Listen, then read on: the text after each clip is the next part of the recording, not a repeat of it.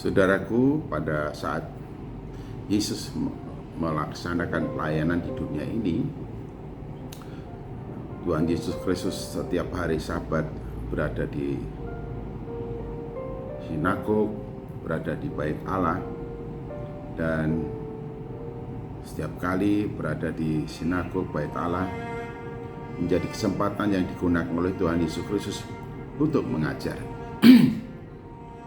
Mengajar orang-orang yang di situ, mengajar para muridnya. Bahkan ketika usia 12 tahun, Tuhan Yesus Kristus berdialog, berdiskusi, bersoal jawab dengan ahli-ahli Taurat, orang yang utama dan penting dalam pelayanan di bait Allah.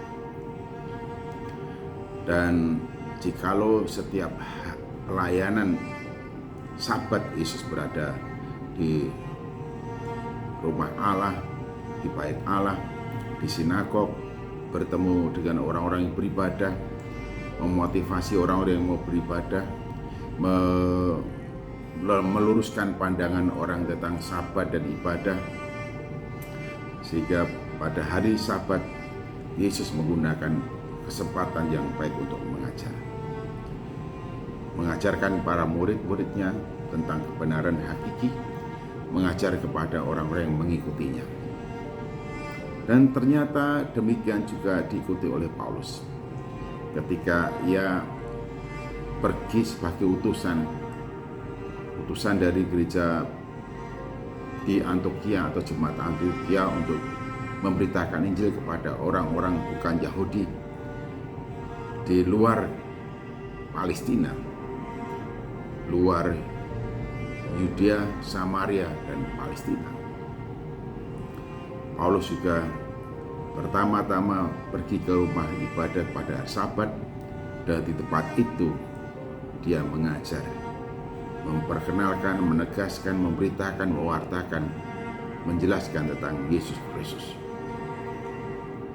Nah, jikalau setiap hari Sabat, hari pertemuan digunakan sebaik-baiknya orang-orang Yahudi untuk beribadah dan kemudian mendengarkan pengajaran firman Tuhan, bagaimana dengan orang Kristen?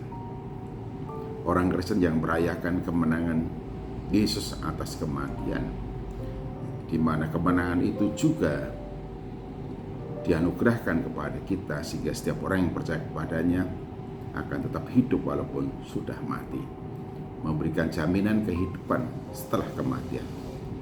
Sehingga orang-orang percaya setiap hari Minggu mereka pergi ke rumah Tuhan, mereka beribadat, mereka berkumpul bersama-sama untuk sujud, menyembah, dan melayani Allah di dalam Tuhan Yesus Kristus.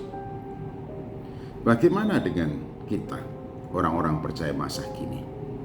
Ya, selepas COVID yang lalu, masih begitu banyak orang yang mengandalkan online, merasa bahwa dengan online mereka beribadah, dengan online dapat menggantikan pergi ke gereja, pergi bersekutu.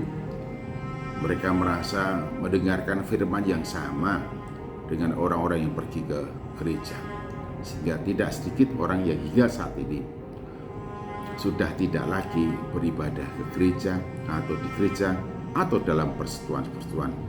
Mereka lebih memilih beribadah melalui siaran langsung online, baik itu lewat YouTube, lewat berbagai macam medsos. Nah, bagaimana dengan kita? Bagaimana dengan saudara-saudara? Bagaimana dengan Bapak Ibu yang saya hormati? Ingat ya, dinyatakan bahwa kehadiran Kristus dalam kehidupan kita ketika kita bersekutu.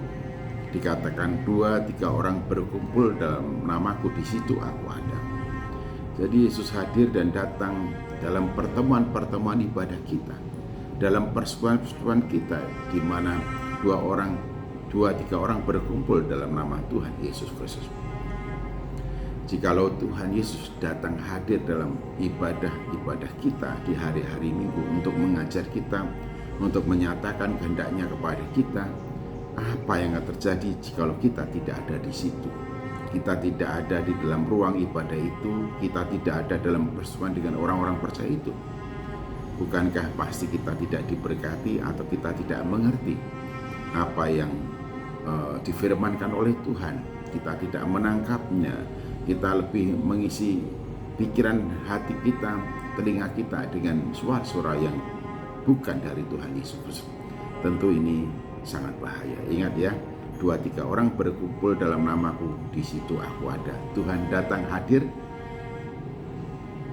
menyatakan kehendaknya dalam kehidupanmu. Karena itu jangan meninggalkan pertemuan-pertemuan ibadahmu. Ingat,